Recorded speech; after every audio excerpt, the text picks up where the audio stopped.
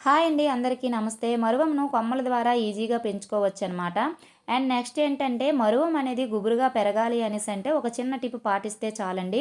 ఎప్పటికప్పుడు ప్రూనింగ్ అనేది ఈ మరువం మొక్కకి చాలా ఇంపార్టెంటు. అదొక్కటి మీరు చేస్తే సరిపోతుందండి. చాలా ఈజీగా మరువం అనేది పెంచేసుకోవచ్చు.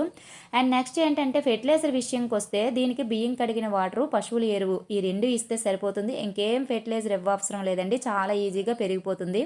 అండ్ నెక్స్ట్ ఏంటంటే, ఈ కొమ్మల్ని ఇసుకలో గానీ, కోకోపిట్‌లో గానీ, మట్టిలో గానీ ఈ మూడింట్లో ఏ ఇంట్లో పెట్టినా సరే చాలా ఈజీగా బ్రతికేస్తుంది మరువం అనమాట.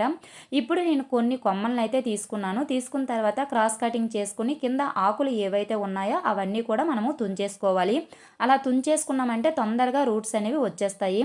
నేను ఆల్రెడీ పెట్టిన కొమ్మలండి. చూడండి ఎంత చక్కగా పొడవుగా పెరిగిపోయావు కదా! ఇలా గనక మనం వదిలేసాము అనేసంటే అది పొడవుగా పెరిగిపోతుందనమాట తాటి చెట్టులాగా. అలాగా పెంచేసుకోకుండా మనము ప్రూనింగ్ చేసాము అనేసంటే పక్క నుండి కొత్త బ్రాంచెస్ అనేవి వస్తాయన్నమాట. వచ్చాయి అనేసంటే మనకి మరువం అనేది గుబురుగా చక్కగా పెరుగుతుంది.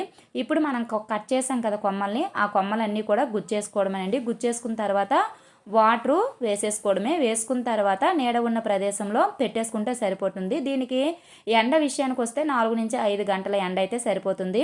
నేను ఒక కొమ్మని శంఖం పువ్వుల మొక్క దగ్గర అయితే పెట్టానన్నమాట. చూడండి ఎంత చక్కగా రూట్స్ అనేవి ఫామ్ అయ్యాయో. చూసారా, 15 రోజులయ్యింది ఈ కొమ్మనైతే పెట్టి. మనమైతే ఎక్కడైతే కట్ చేసామో అది పొడవుగా ఉన్న కొమ్మ అనమాట. ఆ వైట్గా కనిపిస్తున్నాయి కదా, అవన్నీ కొత్త రూట్స్ అనమాట.